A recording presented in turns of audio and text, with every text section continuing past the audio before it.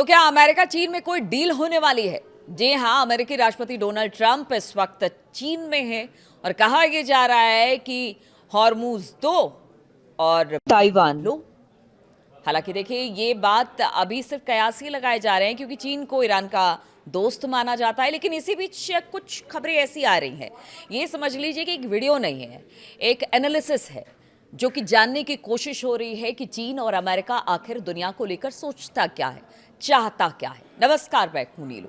तो आज बात इसी पर होगी और आप अपने कमेंट्स जरूर इस पर दीजिएगा कि आप इसे लेकर क्या सोचते हैं, क्या मेरी बातों से इत्तेफाक रखते हैं या नहीं रखते हैं। तो वेनेजुएला के राष्ट्रपति निकोलस मादुरो का अपहरण और ईरान युद्ध चीन ने, इन दोनों ही मामलों में चीन ने बिल्कुल चुप्पी साध रखी थी और उसने चुप्पी का रास्ता चुना। डोनाल्ड ट्रंप की मनमानी जारी है और चीन उन पर खामोश बैठा हुआ है। आज अमेरिका के राष्ट्रपति डोनाल्ड ट्रंप चीन की राजधानी बीजिंग पहुंचे हुए हैं, जहां वो पर राष्ट्रपति शी जिनपिंग से उनकी मुलाकात होगी। शिखर सम्मेलन में वो शामिल होने वाले हैं और उनका दौरा 2 दिनों के लिए ये माना जा रहा है काफी अहम है। हालांकि ये बैठक मार्च में होनी थी, लेकिन युद्ध की वजह से, ईरान युद्ध की वजह से धीरे धीरे ये टलता टलता अब जाकर वहां पर डोनाल्ड ट्रंप पहुंच रहे हैं।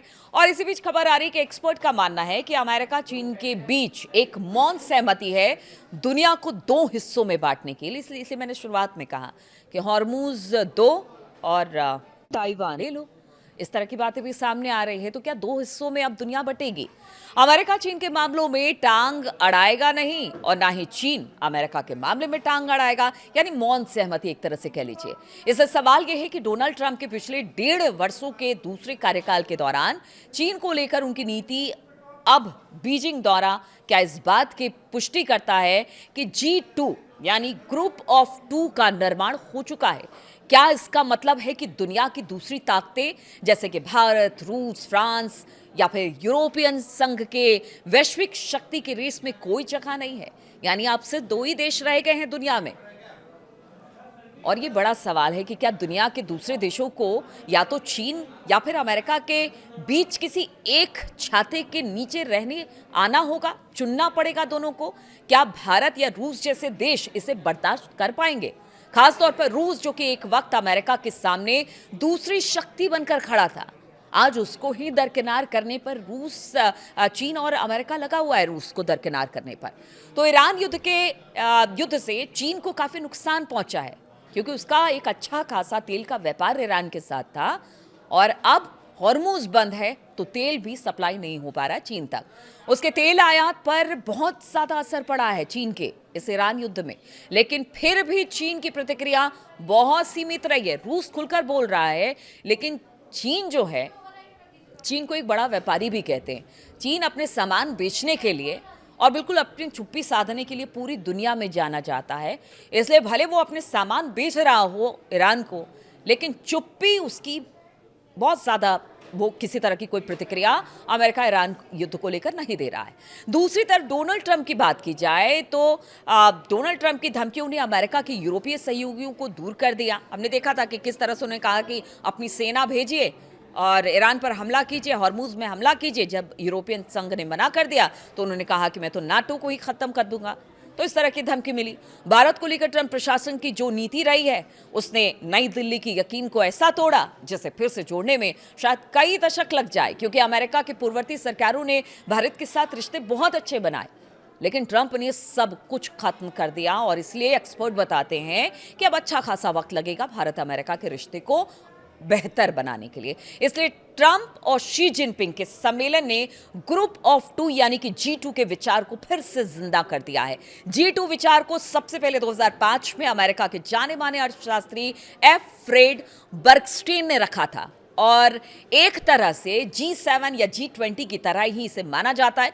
G2 परिभाषा के मुताबिक ये दुनिया के 2 सबसे बड़े अर्थव्यवस्थाओं के लिए एक साझा जिम्मेदारी की वकालत करता है ताकि ये वैश्विक बाजारों को स्थिर कर सके और उनका मकसद दूसरे पर वर्चस्व जमाना है। और इसमें चीन और अमेरिका सामने आ रहे हैं। बराक ओबामा के समय भी ये विचार चर्चा में आया था। उस समय व्हाइट हाउस की तरफ से जारी एक बयान के मुताबिक ओबामा ने 2009 में चीनी राष्ट्रपति हू जिनताओ के साथ रणनीतिक और आर्थिक संवाद की शुरुआत की थी। यानी अमेरिका के लिए G2 का विचार कोई नया नहीं है। इसलिए अब जबकि चीन एक ग्लोबल सुपर पावर बन चुका है। तो सवाल यह है कि क्या अमेरिका अब उसकी ताकत को स्वीकार कर आधे आधे हिस्से पर वर्चस्व रखने पर तैयार हो जाएगा? बड़ा सवाल है, क्योंकि अमेरिका अब तक तो ऐसा नहीं करता रहा है, लेकिन अब उससे भी लगने लगा है कि अगर दुनिया में आपका आधिपत्य रहे और कोई आपकी बराबरी कर ले तो क्यों ना कोई युद्ध या टकराहट के से अच्छा है कि कोई बीच का रास्ता निकाल लिया जाए। यानी डोनाल्ड ट्रंप और शी जिनपिंग दोनों अब इस बात को जान गए हैं कि अमेरिका या चीन सिर्फ एक देश शक्तिशाली नहीं रह सकता है। इस कोशिश में दोनों ही सफल नहीं हो सकते, तो क्यों ना बीच का रास्ता निकाल लिया जाए। शी जिनपिंग फिलहाल के लिए शायद ये चाह रहे होंगे कि चीन के ऊपर कहते हैं ना कि वो वर्चस्ववादी शक्ति होने का ठप्पा फिलहाल ना लगे, बल्कि अमेरिका उसे बिल्कुल आगे की पंक्ति में खड़ा एकमात्र देश मान ले। यानी अमेरिका मान लेगा, वो संतुष्ट हो जाएगा और इस तरह से दोनों मिलकर पूरी दुनिया भर में राज करेंगे। वैश्विक राजनीति में भारत बहुपक्षीय व्यवस्था की बात करता है, इसका चीन समर्थन करता है। यानी उसका कहना है कि सिर्फ पावर सेंटर एक या दो देश ना हो, सब मिलकर काम करे। भारत इस पर बात करता है, वसुधैव कुटुंबकम की बात करता है। चीन भी इसे मानता है, लेकिन जब चीन बात आती है एशिया महाद्वीप की तो यहां पर वो इस बात को नहीं मानता, वो इसका विरोध करता है।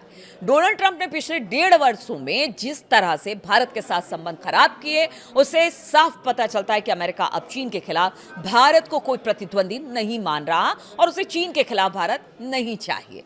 अमेरिका को रूस के खिलाफ यूरोपीय देश भी नहीं चाहिए। यानी कि अमेरिका और चीन एक अघोषित संघर्ष विराम कर चुके हैं, जिसके तहत दोनों एक दूसरे के अधिकार क्षेत्र में दाखिल नहीं होंगे, मगर किसी तीसरे देश को वैश्विक शक्ति बनने की रेस में शामिल भी नहीं होने देंगे। आप देखिए किस तरह से पूरी धुरी दुनिया की चेंज हो रही है और इसी मंशा के साथ भारत और अमेरिका की ये जो मुलाकात हो रही है उसे देखा जा रहा है। अमेरिका की मदद से ही चीन ग्लोबल पावर बना है, इसलिए अमेरिका भारत को लेकर सतर्क हो चुका है। यूरोप, भारत, जापान, ब्राजील, दक्षिण अफ्रीका, मध्य पूर्व या फिर एशिया देश और कई विकासशील अर्थव्यवस्थाएं ये नहीं चाहती है कि वैश्विक व्यवस्था के बारे में फैसला उनकी मर्जी के बिना हो। इसीलिए SOAS चीन संस्थान के ने कहा है कि अगर G2 सच में बन जाता है तो फिर दुनिया पर दो ऐसी स्वार्थी ताकतों का राज होगा जिन्हें सिर्फ अपनी परवाह होगी, जबकि विश्व व्यापार संगठन जैसे वैश्विक संस्थान और भी कम प्रासंगिक हो जाएंगे, यानी उनका महत्व ही नहीं रह जाएगा। इसलिए G2 बनने की संभावना से अमेरिका के सहयोगी देशों में चिंता बढ़ गई है। उन्हें डर है कि वॉशिंगटन और बीजिंग उन्हें अहम फैसलों से बाहर रख सकते हैं और ऐसे सौदे कर सकते हैं जो उनके हितों के खिलाफ है। तो आप सोचिए कि अगर G2 बन जाता है तो फिर क्या होगा। और इसीलिए इस मुलाकात को, खासतौर पर शी जिनपिंग और डोनाल्ड ट्रंप की मुलाकात को देखा जा रहा है कि क्या अब वाकई G2 के ही फॉर्मूले पर चीन और अमेरिका चल रहा है, फिर बाकी देश इसे लेकर क्या करेंगे, ये आगे आने वाले दिनों में एक बड़ा सवाल रहेगा। बहुत बहुत शुक्रिया मेरे साथ इस वीडियो में शामिल होने के लिए।